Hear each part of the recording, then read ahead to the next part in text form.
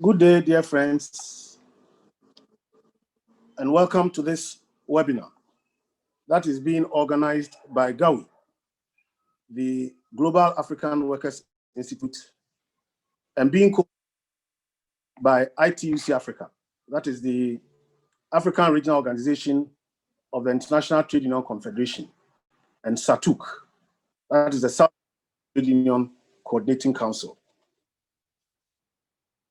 This webinar that will go on for the next 90 minutes is the first in a series of webinars that are being organized by GAWI, which is a global coalition of all African workers, including Africans on the continent and all workers of African descent in the African diaspora around the world. The aim of this series of webinars is to focus on global African workers and the impact of COVID-19 on us in the African world. We are painfully aware that COVID-19 has impacted on national economies, on livelihoods, and the world of work around the globe since the beginning of 2020. But we also know that COVID-19 has had a differentiated impact on people around the world, and that it has affected populations in different ways. For Africans and Blacks in the diaspora and on the continent, COVID-19 has had devastating impacts and exposed our vulnerabilities in public health delivery, work, livelihoods, and social protection. And it has done so in a way that we need to commonly review. GAWI's webinar series will focus on different regions of the world populated by Africans and place the spotlight on the impacts of COVID-19 workers there, as well as the responses that have emerged. Our first session today focuses on Southern Africa, in covering 14 countries on the continent and the impact of COVID-19 on workers, as well as their responses. We'll have some further remarks in this opening from our brother Terry Melvin, who is president of the Coalition of Black Trade Unionists of the AFL-CIO of the USA, and who is also the convener of GAWI. And also comments from Comrade Singizwa Lozi, president of Satyuk, at the same time also president of KUSA. Beyond these opening remarks, we'll then have a panel which will last 40 minutes.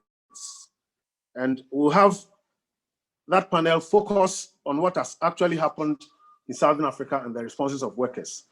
We'll have a presentation from our lead from Ledris, and then from the youth representative of Satyuk, as well as the women's representative of Satyuk. After that, we'll have 30 minutes of questions and answers, and then we'll have a closing remarks by our sister Mavis Kugusiche, who is Executive Secretary of Satyuk. So without much ado, I'd like to welcome all of you to this webinar and to indicate that this session is being live streamed on Facebook and on YouTube, and it's also being recorded. And we take your participation in the webinar as a consent for you also to be recorded. Without much ado, I'd like to invite Reverend Terry Mervin, convener of GAWI, to give us some remarks. Terry, you have the floor. Okay, thank you, Kwasi. Let me again start and say that I am Reverend Terrence Melvin, the convener of the Global African Worker Institute, and I want to welcome all of my family and comrades from all over the world for joining us today. Workers today are facing some of the worst social, environmental, and economic conditions ever. African workers and those throughout the diaspora have suffered consequences of a greater magnitude than others throughout the globe. The pandemic has shone a bright and unforgiving light on the inequalities and injustices on which global capitalism is built, and has exposed how centuries of exploitation have left Africans the most vulnerable to the consequences. We have seen police brutality ravage the globe, from George Floyd in the United States to SARS in Nigeria. Law enforcement are being turned into agents of state repression instead of protectors of the civilians. COVID has exposed us a truly interconnected world, where what happens in China impacts Italy, impacts the United States, impacts Canada, and so on and so forth. In this interconnectedness, workers have realized that we are too low on the totem pole, that our death tolls are staggering. Our unemployment is disastrous, and the wealth gap is humongous. Comrades, sisters, and brothers, we can no longer operate within the bounds of our own borders. As workers, and especially workers of African and African descent, we need to stand arm in arm to fight global capitalism. In the face of this, labor leaders from all over the globe have joined to form what we call the Global African Worker Institute. Together, we are harnessing resources, focusing on key issues facing our communities, and strategizing to fight against the ever-looming cloud of oppression. Today, and as Kwasi said, and every week moving forward, we bring you the voices and experiences from different parts of Africa and the African diaspora. So we can be educated and informed of how our family are confronting and organizing against the many challenges we face. This web series is designed to convene Black workers nationally and globally, to check out our lay of the land and tend to ourselves, if you will, to share our best practices on the current fights that we're dealing with, and to create a space for Black innovation and strategy to build for the future. I want to thank ITCU Africa for agreeing to host the very first of this, our series of webinars. I also want to give a shout out to Brother Kwasi and Brother John Odo for agreeing to coordinate this very important discussion that we're going to have today. And I want to offer to you, as I've come to a close, to use this as the beginning of a discussion that we can have globally, to put it in your calendar to join us weekly as we move across the globe and across the diaspora, to hear from brothers and sisters and comrades about how they're dealing with the issues that are facing all of us. So again, I want to thank all of you for taking the time out of your busy day to be a part of this great discussion that we are beginning on today. And I turn it back over to Brother Kwasi.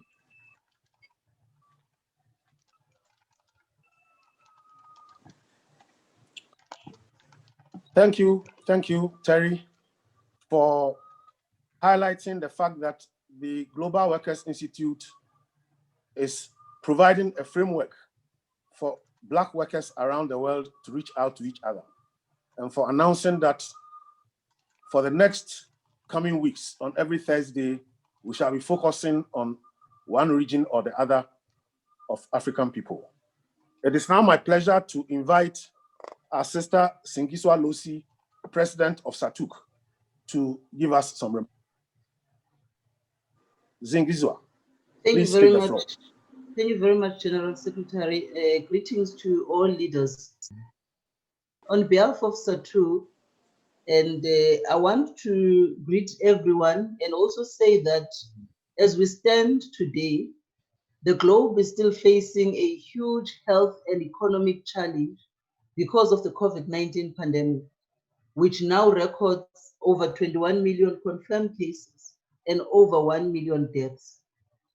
It is evident that COVID-19 pandemic has impacted the supply, which is production of goods and services, as well as the demand, which is consumption and investments. All businesses, regardless of the size, in the SADC region and beyond, are still facing serious challenges, especially those in the aviation, in tourism, hospitality industries, with a real threat of significant declines in revenue, insolvency, and massive job losses. For instance, following travel bans, border closures, and quarantine measures that we have witnessed being implemented in the SADC region, many workers have not been able to move to their places of work or carry out with their jobs, which has had a knock-on effects on income, particularly for informal and casual employed workers. Now, given the current environment of uncertainty and fear, enterprises are likely to delay investments, purchases of goods, and the hiring of workers. Now, it is for this reason that as Satyuk, we welcome the GAO webinar series that are aimed at examining the situation of workers of African descent in the time of COVID-19 to enable us to learn from each other and map a way forward as trade unions. Now, we are particularly excited about the session today because it provides a platform for Satyuk to share with the comrades across the world the findings and results of its recent study on COVID-19 pandemic and receive feedback from comrades. We therefore take this event as a preliminary activity ahead of a bigger event later this year, at which we shall officially launch the published report of the Satyuk study on the impact of COVID-19 on workers, whose highlights will be presented and discussed in this session today. But with those few words, we really want to make an appreciation for providing us an opportunity, and we hope that we shall yield the results that we all hope for. I thank you very much. Thank you very much, Sengizwa Losi, and for giving us the privilege of an insight into the results of the Satyuk study on COVID-19's impact on workers in Southern Africa. We now turn to panelists, and I'm going to be inviting our comrade Nyasha Muchiwa, who is a researcher at LEDRIS. LEDRIS is the Labor and Economic Development Research Institute of Zimbabwe, which is linked to the Zimbabwe Congress of Trade Unions. So, Nyasha, tell us what the impact of COVID-19 has been on workers in Southern Africa. And we will be interested in hearing about the sectors which have been most affected, and also the implications for particularly the informal economy. But beyond that, we would also like to know what the responses of unions have been. So a quick overview, and I'll give you a minimum of 20 minutes to talk to us. Nyasha Muchiwa. Thank you, Comrade Kwasi. I hope all of you can hear me. Yes, we can hear you. Thank you. Thank you all for the opportunity to share with you the work that we have done as Satyuk within the Southern African region.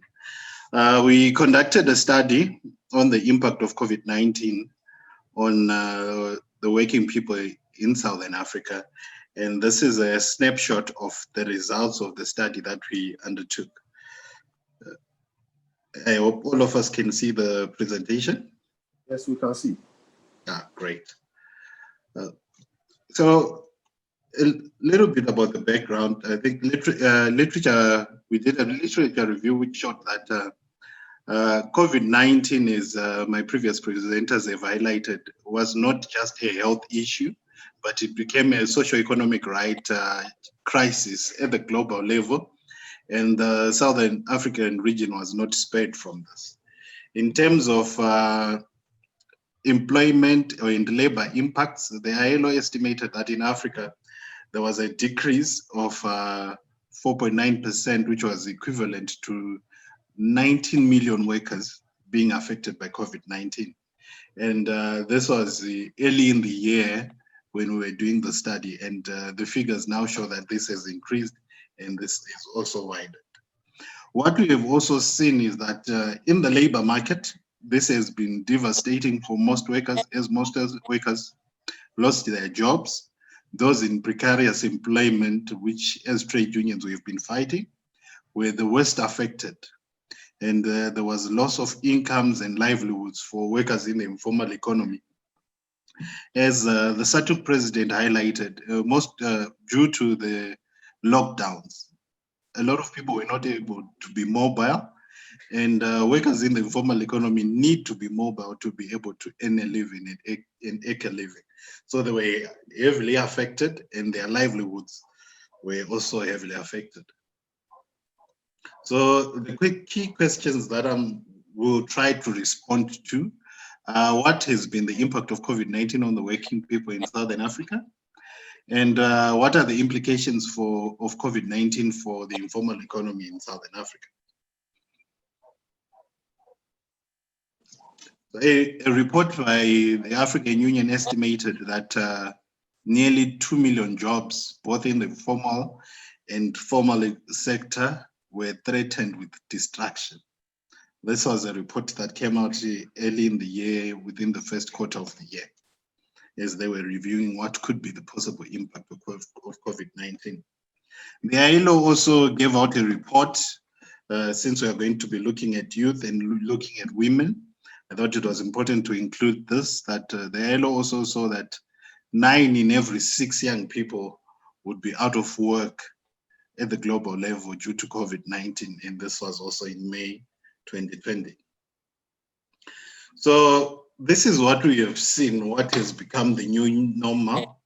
Most of us are working from home, but for women, it has also come with more work to undertake in terms of also making sure that the children are in place, work has to be done, and everything else has to be in place as they are working from home. But what is also interesting and what we should also capture as we are moving and trying to make sure that there's ratification of ILO Convention 190, is that there's also been an increase. What we saw in the report is that there's been also an increase in gender-based violence, because now you've confined the victim and the perpetrator in one room, and they don't have space to move out. And we will see that some trade unions within Southern Africa have been working around this and trying to make sure that there is space that is created, safe space that protects women and young women from gender-based violence. For young people, the pandemic has amplified the challenges that young people are facing, which include an increase in insecurity, informality, and also the lack of social security or social protection that is available for them. So what we have seen, not only for young people per se, but also for workers in general, is that COVID-19 has further exposed and amplified the challenges that we as trade unions have been talking to in terms of security of employment, informality, and issues of the lack of social protection and social protection flows for workers within Africa and Southern Africa. So what we also have seen also result of disapproval, social unrest, as the youth dividend is highly affected, and young people are going to face twice the levels of unemployment as before. What we have also noted is that young people also face multiple shocks. That is, there's been disruption in terms of education, in terms of training, in terms of online job learning. There's also been disruption in terms of employment and income. There have been income losses due to layoffs, due to reduced hours of work. In terms of reduced hours of work, as I go through the report, you will also see that there's also, at the same time, there's reduced hours of work, but there's also overtime in terms of more work being given to other workers who they have remained at work. So we'll give a discussion around that a little bit later. Also now, it has become very difficult for young people to find good quality or decent jobs. So the COVID pandemic has amplified those things. So the research that we did was carried out by Satyuk, looked at the following countries: Angola, Botswana, Malawi, Mozambique, Namibia, South Africa, Zambia, and Zimbabwe. It had 4 researchers, one from Zimbabwe, from Mozambique, from Botswana, and one was based in Namibia. So it was a team of 4 looking at all these countries, where we're looking at what is the impact on workers from a labor perspective. In terms of employment, what we saw was that there was stagnation in terms of job creation. New opportunities were very limited. What we also noticed was that there were pay reductions. Those who were lucky got pay reductions. Some even lost employment, and some even were not getting paid as they were working from home, or were told not to report to work as part of the measures to address the spread of the COVID-19. As was asked, what are the sectors that were hardest hit by the pandemic? Tourism sector. What we saw is that within the tourism sector, a lot of people were laid off. Most hotels and tourist facilities were closed off. It is only now that they are reopening, but at very insignificant capacity levels, where they are accommodating less than what their capacity allows. So they are reeling from the COVID-19 impact. The informal economy, as I highlighted before, was highly affected. And what is important to note is that most of the people in the informal economy, most of the workers in the informal economy within Southern Africa, most of them are living on hand to mouth. So what it then means is that if they are not able to work for that day, they are not able to feed their families that day. So this sector, or workers in this economy, were highly affected and are still trying to pull out and reignite their businesses or their work for those that can still do that. The transport sector was also affected. The education sector was also affected. So these were the main 4 sectors that had the hardest impact due to the COVID-19 from the study that we carried out. In terms of job losses, we faced a challenge in that most unions had not quantified or collected data in terms of job losses. Those that had collected were from Zambia and also from South Africa. In Zambia, they estimated that by the time of the study, 70,000 jobs were lost.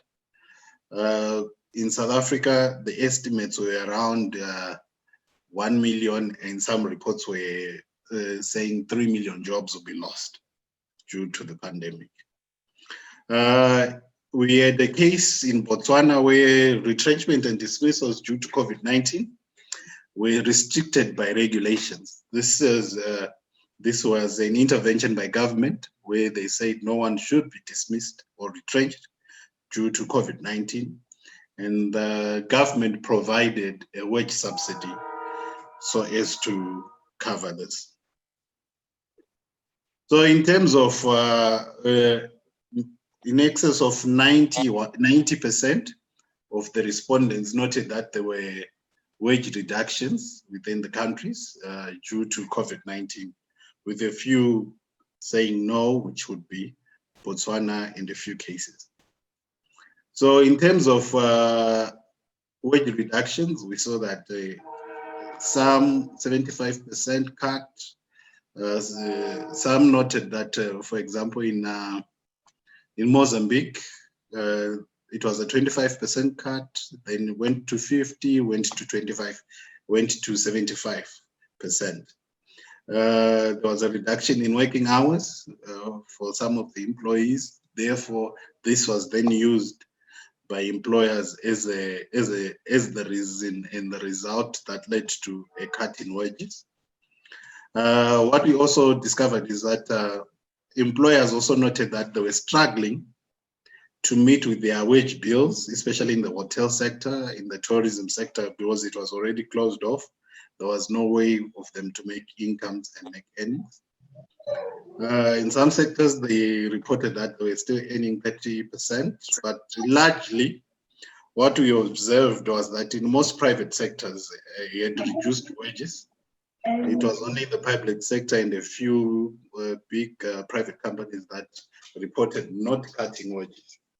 So there was a rife in terms of wage theft, either workers not getting paid, workers not being paid on time, and also workers not getting paid in full and getting partial payments. It was only in the case of Botswana and Namibia that we noted that there were wage subsidies where government was chipping in terms of making sure that people got paid. In terms of social dialogue, as you see, the majority of the respondents at the country level, which are the federations, noted that they were participating in social dialogue on the impact of COVID-19 on the labor market. But what is important to note is that it is the quality of social dialogue that was the big question that we raised, to say, yes, you are participating in the social dialogue, but what is the quality of the social dialogue? So the quality came in question, where some noted that then it was more of, yes, there's this platform for us, that's a tripartite platform for us to dialogue. But what we are seeing is that some of the governments are making some decisions by themselves unilaterally. And some of the decisions that come out from the negotiations are not implemented in full or are not implemented at all. So as much as dialogue was happening, but the quality of the dialogue is what was the big question. In terms of social protection, what we noted from the study was that a lot of countries, in fact, all the countries initiated programs so as to try as much as possible to cover and protect workers against the impact of COVID-19. So there was a lot of social assistance as to mitigate the impact of COVID-19 and also the national lockdowns that were being implemented. But also, again, it was the issue of the quality and the quantum of the coverage that was being given. A quick calculation, you would see that governments were offering $4 to around $30 per household per month is social protection, is a way of protecting and assisting to mitigate. So if you are looking at $4 a day, the $4 a month for a household, it's really not much, and it's insignificant. In the case of Zimbabwe, what we also noted is that a lot of people were not even registering for these schemes because they highlighted that the cost of registering and participating in the scheme was outweighed by the amount of support and funds that you were going to get afterwards. So you would see that 50% of the affiliates responded that they were extremely dissatisfied with the interventions in terms of social security and social protection, with only a few, around 17%, noting that they were satisfied with the response that the government had given in terms of social security. But a key point that we noted is that the study affirmed that countries that have institutionalized social security, that rely on domestic resources, and that follow a rights-based or justice-based approach were swift to provide emergency assistance.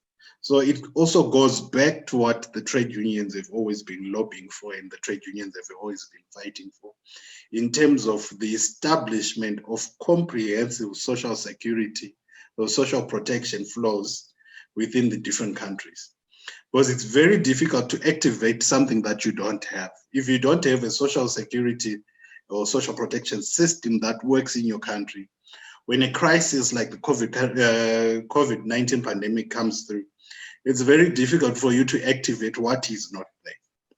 So it still goes back to us as trade union to continue the fight and continue the work in terms of making sure that there's institutionalized social protection flows in our different countries.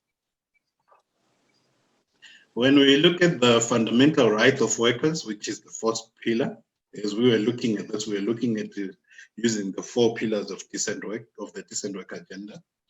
There was suspension of legal strikes, the deterioration between labor relations and employer and employee relations, restrictions in terms of freedom of association, suspension of collective bargaining agreements, cancellation of wage increases.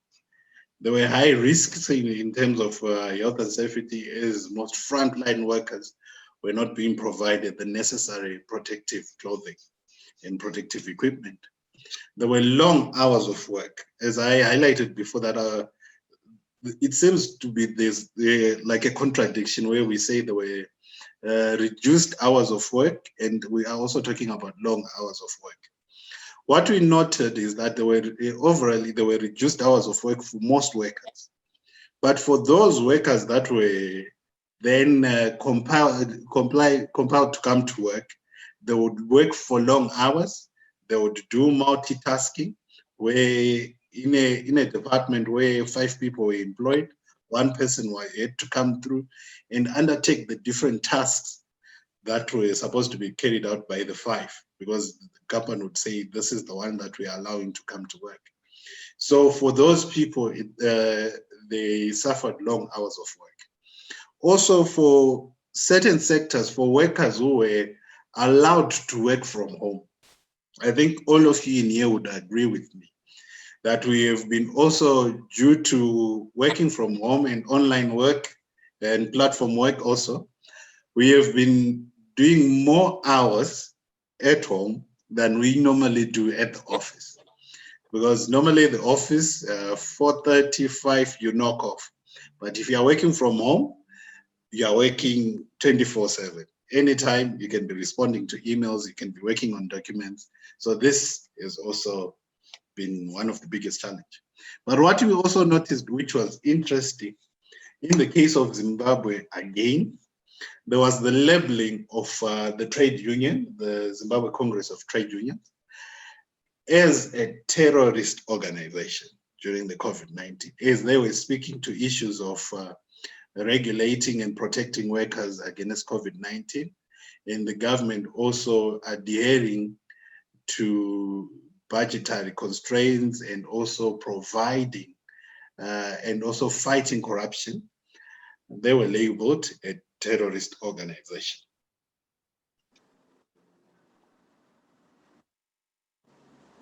So a lot of people speak to issues of opportunities, and this is what we also looked at. The opportunities that are emerging from the digital technology now that people can work from home, IT becomes key, issues of skills for soft skills and digital skills now needed and required more. As much as we looked at this, what we also noticed and what was important was that there was an estimation which was done which said there were 230 million digital jobs that were in Africa and that could be created by 2020. But filling them would require more than 650 more training opportunities to be created. So as the digital divide is what is then restraining most African countries and most African workers in taking advantage of the digital economy as per se. What you then note in terms of internet penetration, access to technology, Africa is still lagging behind the rest of the world. In terms of telephones, in terms of household with computers, in terms of household that have access to internet, not only is it like that, but it's also in terms of the cost of internet also. It's still very high, and the use of technology is still very low. So if you also tend to look at in terms of technology preparedness, Africa is still lagging behind, and a lot of work has to be done for us also to take advantage of the growth in the digital divide. So going forward, what we stated as a way forward in the report was the campaign on decent employment. This has to continue, because what as I noted and as we noted in the report is that due to the fact that already we were looking at workers within the region who were in precarious employment, the majority of them not being covered by social protection or any social insurance, the pandemic became the hardest blow on them. So there's need for us to continue to campaign for decent employment in the region. There's also need to strengthen the quality of social dialogue in the region. What is being discussed at the tripartite level, let it also be cascaded and let it also be implemented so that there is a driven development agenda where people also feel they are part of it because they have contributed to it. The need to enhance social protection, as I highlighted before, there is need for most Southern African countries, in fact, most African countries, to establish social protection flows that ensure that they cover most workers. For example, workers in the informal economy in most countries are not covered by law, and that also creates a challenge. And if we look at social protection and if we look at issues of labor migration, what we also noticed is that a lot of countries were not covering labor migrants, especially those not formally employed, because it was noted that they, lack of a better word, there was an issue of nationalism around social protection. So you would get the labor migrants not being covered. And this also saw a lot of labor migrants then seeking assistance to travel back to their countries of origin because there was no coverage for them in terms of social security and social protection. Spoken to the issue of fundamental rights, this we cannot run away from, and this we need to continue to fight for in terms of the recognition of workers' rights as human rights, the recognition and the enshrinement of workers' rights in our national constitutions and also in the practices. Because what we have also seen is that there are countries that have institutionalized workers' rights in their national constitutions and labor acts. But what is missing now is the practice. There's need for us to continue the campaign in terms of the realization of workers' rights, the realization of a people-centered development trajectory in most of our countries. And also looking at the informal economy, most of our countries, the informal economy is the economy. but still in terms of policy, in terms of programming, the informal economy is still being left out, is still being marginalized, whereas the majority of the people in our countries, the working people, are in the informal economy. As much as we are looking at issues of formalizing the informal economy, there is need also to recognize the informal economy and make sure that we have legislation, we have programs, we have initiatives that better the life of workers in the informal economy. I think this is one of the best ways to make sure that we formalize the informal economy, by recognizing them and by providing what is needed for them to work, and also recognizing that they are workers and they need protection in terms of social security. They need also platforms for social dialogue. They need also protection in terms of their rights at work. So in short, this is the summary of the research that was done by Satyuk. As highlighted, the report is going to be published and launched. So thank you, Comrade Kwasi. This is where I end. Thank you very much, Comrade Nyasha. And I think clearly your study did not just identify the problems, but you have also pointed to what we should be doing to overcome what was revealed of our vulnerabilities. Shall we turn to the youth representative? Our comrade Runeso Chipam, who is the chairperson of the Satyuk Youth Committee. Comrade, what do you want to tell us about the particular ways in which youth were affected, but even more importantly, how youth in Southern Africa have responded to the challenges posed by the pandemic? Comrade Runesu. Thank you, Kwasi. I hope I'm coming loud and clear to start. Can you confirm that I'm clear?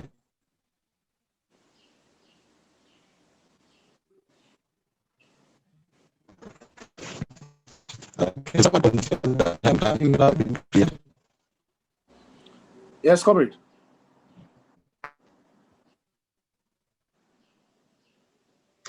Yeah, okay, thank you. Dear delegates, I welcome you to this presentation by Foundation of Workers' Rights. Hold on, Comrade Runesu. Hold on, Comrade Runesu. We can hardly hear you. Shall we perhaps listen to our sister whilst we try to see if something can be done about your connectivity, because nobody seems to be hearing you. I think there's a problem with the connectivity. So let's take Sister Angie Plete, who will speak to represent the Women Committee of Satyuk, to tell us the particular ways in which women were affected and the responses. Already we heard about the escalation in gender-based violence and also particular challenges for domestic work. Sister Angie, if you can throw more light, shed more light on this, whilst Runeso, we try to fix the problem with Runeso's connection. Sister Angie. Okay. Good afternoon, everybody. Thank you, Brother Kwasi, and good afternoon to all participants in this. And really, we do appreciate the organizers of this important event. I'm going to request that if it's possible for someone, if the office have received my document, if they can put it on the screen, please.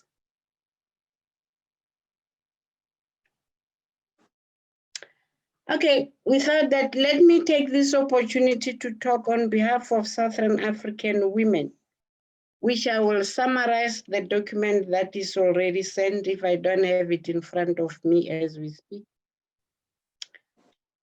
As women in South African sphere or SADC as a whole, pandemic has affected us so much that it touched on the number of issues. That is the vulnerability of the women, exposure, the gender-based violence escalation, the deterioration of healthcare system towards the pandemic itself, increase of unemployment that brought an escalation also on around poverty. And on gender-based violence, it also affected the killings around women and girl children. We observed the job losses in March around that particular aspect. But I'll start firstly by talking to sectors that has been affected mainly, that the researcher has already touched base on, that is tourism sector, restaurants and catering sector in particular, but in general, were mainly affected as many of them, they find themselves housed, having places to stay, without employment, without any income, without anything that can make them to live under this sun.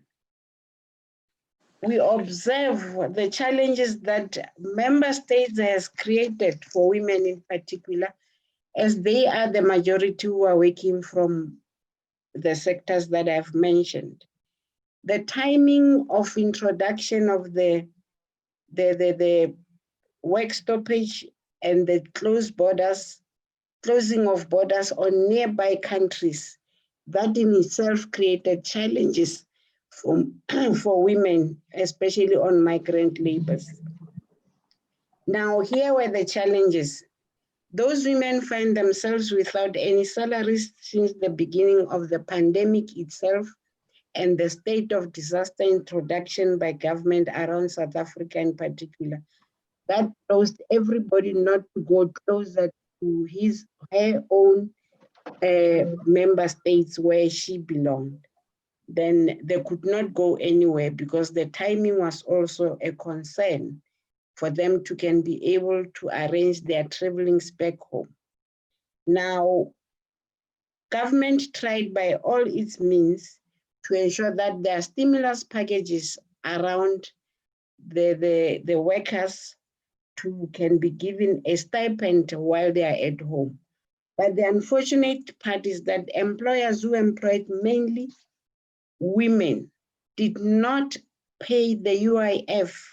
That created themselves a problem, created a problem for women not to can be paid out of the UIF, and they were left more vulnerable. That also created and increased a huge human trafficking around those women who could not have PPEs, who could not have a place to sleep, who did not even have enough time, or they were not even allowed to can go to hospitals as and when they're infected or affected by the pandemic itself. Then we observed many job losses. We observed many deaths of people who could not be buried with the dignity that they deserved and who did not have any household. More of the people could not even have time to go and make groceries, as time was too little for them to can do that. Most workers around, most women in that regard, they were infected during the travelings from to and fro, those who were given permission to go to work. But due to lack of safe traveling transport, they find themselves in a difficult situation as women, because majority of them will be raped, majority of them will be killed as they knock off late in the evening, with the police not being invisible to can assist in that regard. As and when they reaches their homes, also their counterparts are unemployed by that particular time. There's no income at home. Then the gender-based violence get escalated from that particular space. It increases in a way that poverty also increases. And unfortunately is that the state could not be able to assist the vulnerable workers who are migrant workers from time to time. But it's not only them. Even those who are locally based could not make it possible to make any means of living, as they were not receiving. The 350 in a month was not adequate, was not even sufficient for them to can have a living at all. We see the state has tried to increase the grant, old age grant, with 200 rand, which was still also not sufficient. Those who are unemployed, they were given the 350, which also was not sufficient due to this pandemic. We then see the child grant also, that was a little bit better, from 350 to 850, but still was not sufficient for women and children to can make a living out of that particular amount of money that they were receiving. So in general, we are saying women, we were disadvantaged by this pandemic, and it's still continuing. We are having massive retrenchments that we are calling here at home, the Section 189, where COSATU had a march in trying to send a message to private sectors, to government, to ensure that no one should have a job loss. But unfortunately, the private sector is not prepared to listen to anyone. Dialogues has been taking place, yes, indeed. The research was very much accurate in relation to whether it was fruitful or not fruitful. It was 50-50. Somewhere we see that in other countries, especially in South Africa, they were managing to arrest some of the issues. But in countries like in Zimbabwe, you see farm workers more vulnerable, people who were supposed to work on the food security, going to bed without having any food for more than 1 day to 2 days, which was not sufficient. We are therefore calling that the SADC states should still come back to the table for dialogue to ensure that how best we assist women in ensuring that they are coming back to the economy, they are brought back and they are respected as humans. Their rights should be respected going forward. And my apologies to go hayway because I don't have my document with me. I was just using the scribble why I did at the beginning of this, as this was just conveyed to me late in the evening yesterday. With a lot of work, I tried to do what I could do. Thank you, Brother Kwasi, and everybody for listening to me. Thank you so much. Thank you very much, Sister Angie, for being able to stand in for our sister at such short notice. And my apologies for the initial hiccups with the connection. Now, our comrade Runesu, if your connection is better, we'll give you a few minutes to highlight the particular responses of youth. So, comrade Runesu, try again and let's see whether we can hear you. In the meantime, those who want to pose questions should please put the questions on the chat so that we can transmit them to our panelists. Runesu, you have the floor.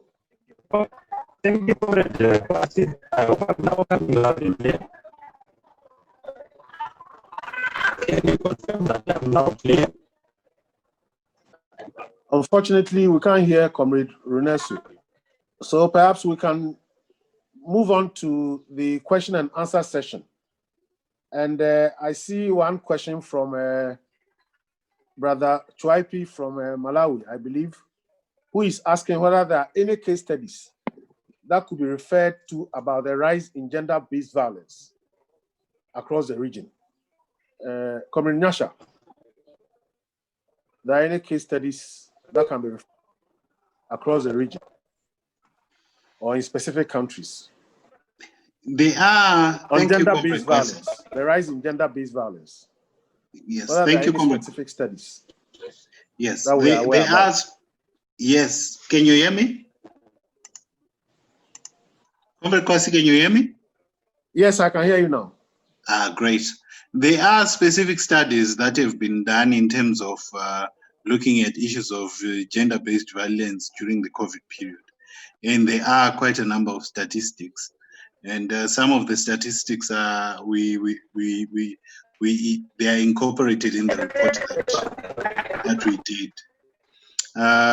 So the beautiful thing about these case studies, they are also doing a comparison to say pre-COVID, what were the number of cases, and post-COVID, what are the number of cases that are happening. And some of the reports even give a detail in terms of, as I was saying, the case studies are there, and there is information and there is data, which also some of them have been tracking on a month-to-month basis to just find out what are the cases and the number of cases that are recorded.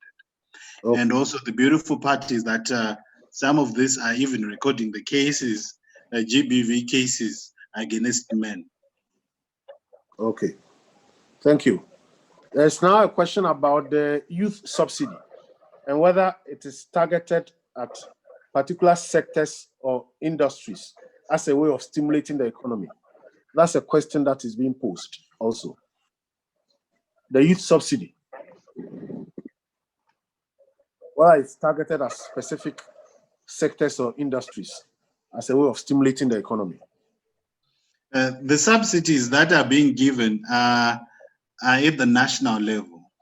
It's only in a few cases where you get which are industry specific, but the ones that are there are at the national level, and they are trying to address the issues of employment as a whole.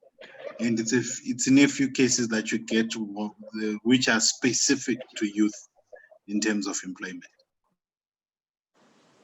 Thank you. Any other questions? I see a question about the rise in GBV, gender-based violence, and whether it could be a reaction to job losses.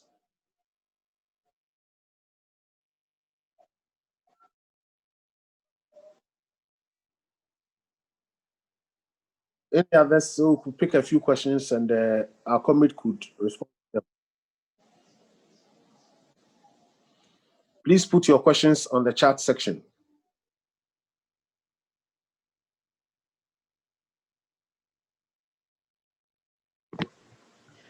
Yes, Comrade Kwasi, there are two more questions. I think Nyasha can have those and respond to them, and then we take some more questions. There's a question on does the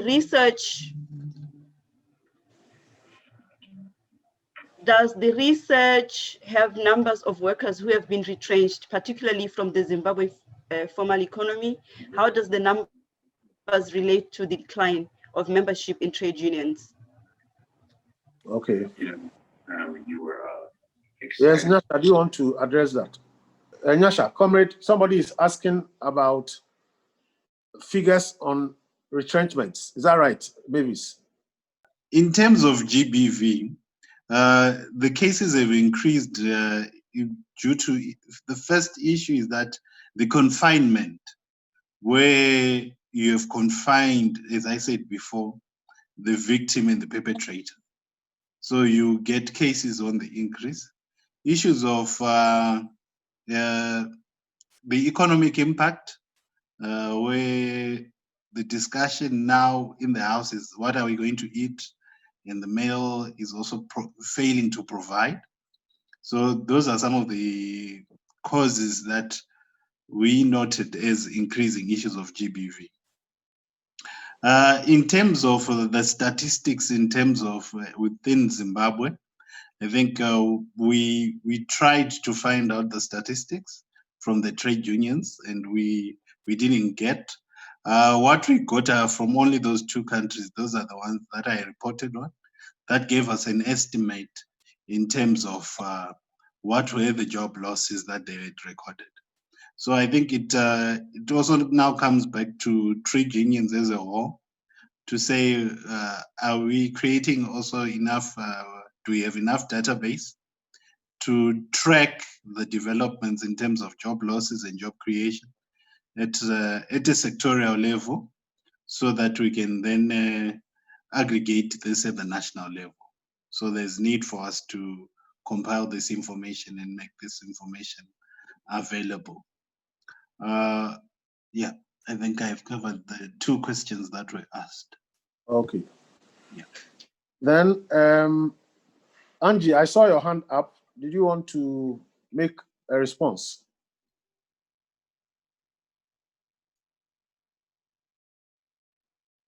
Otherwise, there are questions now about how transparent the distribution of the stimulus packages have been, on the one hand, and then another question is whether there has been any study on the impact of COVID-19 on persons with disabilities, considering that they are the most in the informal sector, and whether they have been finding their means to survive, since they were mainly dependent on others for movement. We heard about the lockdowns and its impact on informal economy operators. But beyond that, the question is about persons with disabilities. So that's one question. And the other one is on how transparent the distribution of the stimulus packages have been.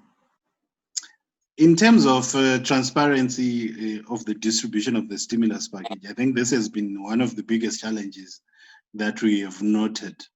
I think one of the biggest stimulus package that we can talk of is the one from South Africa, within Southern Africa. And it's still, in terms of the distribution of those funds, there's a lot of discussion around that. I think the last I checked, it was around 40% had only been distributed, and the rest had not been distributed in terms of stimulating the economy.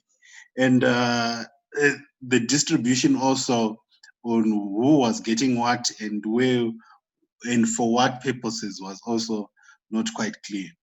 I think Comrade Moyo, also from Zimbabwe, for example, in Zimbabwe, the distribution also has not been clear, also being driven by the fact that where the resources or the funds are coming from, most of them being loans through the bank and not being resources or funds held by government, then it makes it a little bit very difficult in terms of really accessing and really doing follow-ups on the distribution of these resources. In terms of any research on COVID-19 and the impact on persons living with disabilities, sadly, we didn't come across any study that was looking at that. And I think this is an area of research to look at what has been the impact to people living with disabilities. Thank you. Thank you. Thank you. Any further questions or comments which we can read out to participants? Comrade Kwasi, can I further Yes, Angie.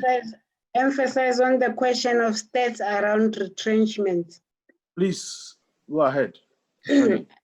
As Labour, we will not have stats that can be say it ends here, because it continues every month as and when an employer feels that his or her profits are not made as expected, then they will send a letter for retrenchment. It's something that even if research can have a statistics as we said, they will keep on growing from month to month. But as and when those who may want to see the statistics, there is a statistics essay that covers across, and then they can from time to time look into it.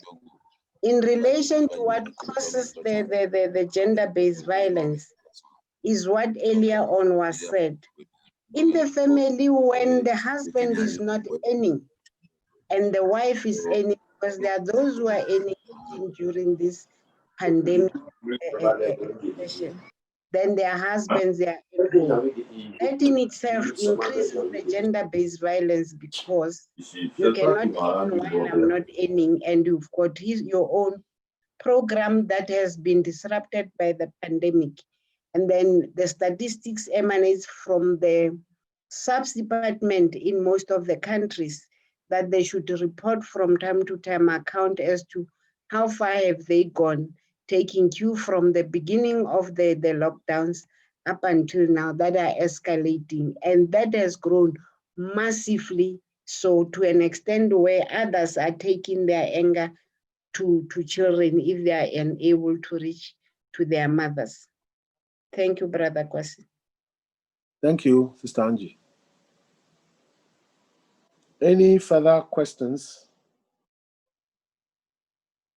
Otherwise, we'll say a very big thank you to our panelists, Sister Angie and Comrade Nyasha, and our sincerest apologies to Neso for the inability technically to reach us.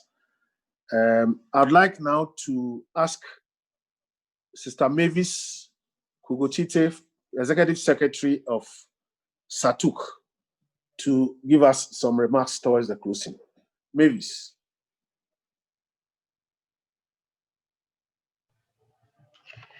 Thank you very much, Comrade Kwasi.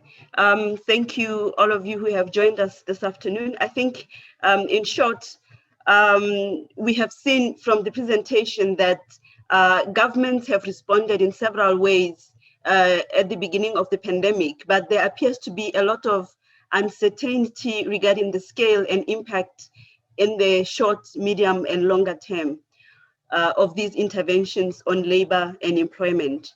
There is no systematic work by the trade unions in the region to respond to this pandemic and its adverse impacts in Southern Africa and the SADC region as a whole. As trade unions, I think we have also seen, from the findings of the report, that we need to be a part of the responses at national and regional level. Therefore, as the current situation evolves, and we don't even know when we would be in a position to say that we have overcome COVID-19, there is a need for workers to stay attentive to the measures that impact on workers at the national and regional levels. The pandemic has amplified a number of challenges that workers generally, especially young workers, face more than how they've been dealing with those challenges before before the outbreak of the pandemic. There has been an increase in insecure jobs and informal work, as well as lack of social protection. It is for us as trade unions that when we look at the future of work, we must focus on harnessing the energies and productivity of a youthful age group, from the formal age of work being around 15 to 64 years before people retire. And we need to lobby our government to implement active labor market policies aimed at supporting enterprises and job retention. It means also that we need as trade unions to look at our organizing strategies to be able to recruit young workers. It is clear that functional social protection systems are critical for socio-economic resilience. Occupational safety and health measures need to be enhanced as they are essential to decent work. And for us as trade unions, we need to make sure that our affiliates understand through the social dialogue and tripartite structures at a national level that they need to be a part of these discussions to ensure that our work environments are safe as people are beginning to go back to work from the various lockdowns that were instituted.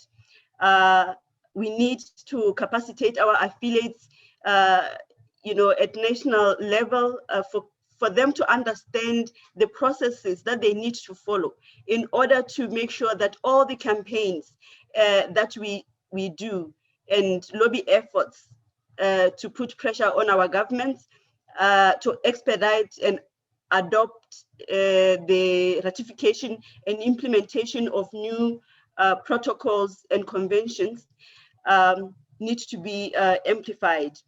We have seen, that there is a need for us to understand more of all the regulations or legal frameworks that we have in place and the ILO standards that we can leverage on in terms of making sure that there is adequate, protection for all workers in the region. We have seen that there are issues of labor migration. We've seen also a number of issues concerning cross-border drivers, and that they are also part of us. They are now essential. And therefore, those are areas in which trade unions ordinarily do not organize. And we must see ourselves as trade unions now as the main, play the main pivotal role in ensuring fair recruitment processes to curb abuse that happens to migrant workers, as well as combat human trafficking and child labor that might become rampant because of the pandemic. We also need to be proactive in making sure that we have policies in place that are geared towards ensuring that in future, when we have similar catastrophes and pandemics, then we have, we have a fallback, position, rather than to be left in limbo and unprepared, as it has shown at the outbreak of the COVID-19 pandemic. For all workers in the region, as well as in the continent and globally, we just want to emphasize on the need for collective action and to strengthen our solidarity and collaboration. We have seen, even, with the short background and concept note on how when we work together and are united and make a concerted effort, as we have seen during the time when we rallied behind our brothers and sisters in the United States during the murder of our brother, and how our brothers and sisters in the diaspora are treated based on race and other discriminatory measures, that we can achieve a lot. And for instance, we have similar incidences happening even in the Southern Africa region. We have seen what happens in Zimbabwe. We see a lot of some of these riots and conflict rising from, between even us African people. We've seen issues of xenophobia that we need to, really look inside and say, as African people, as African trade unions and workers worldwide, how do we put together, a systematic and consistent plan in terms of how we are going to approach these issues? Because, for as long as we do not have a coherent and proper action plan in terms of how we want to, what we want to achieve in the end, we may continue to work, in silos and not be able to achieve a lot that we can achieve if we work in consortium. With those short remarks, I just want to thank Brother Terence Melvin. I just want to thank you, Comrade Kwasi, Brother John Oda. I don't see him today. I just want to thank also a number of our international cooperating partners. I've seen them joining us today.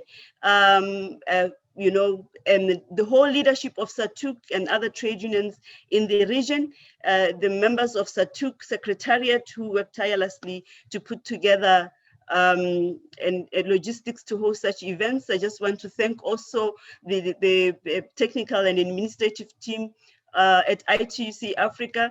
Guy, I see, what you've been doing technically to assist us, the interpreters. Thank you so much, everyone, for having joined us today. We hope that you can continue to join the other series of the webinars, because as Southern Africa, we're just kickstarting the discussions. Thank you very much, everyone. Thank you very, very much, Sister Mavis. And thank you all, dear friends, for joining this meeting. As we indicated at the beginning, GAWI, as a Global African Workers Institute, is providing a framework for African workers around the world to reach out to each other, to learn about each other's struggles, and also to create the basis for expressing the appropriate solidarity for our struggles around the world. So thank you very much for joining us. Next week, the webinar series will move to the Caribbean. So same time next week on Thursday, we invite you to join us. We'll be sending out the links to all of you who are in this meeting and to others who are not able to join us, so that we can continue informing ourselves about what is happening to Africans around the world in the time of COVID-19, so that it can help shape our responses in our way forward. Thank you all for joining us, and good night.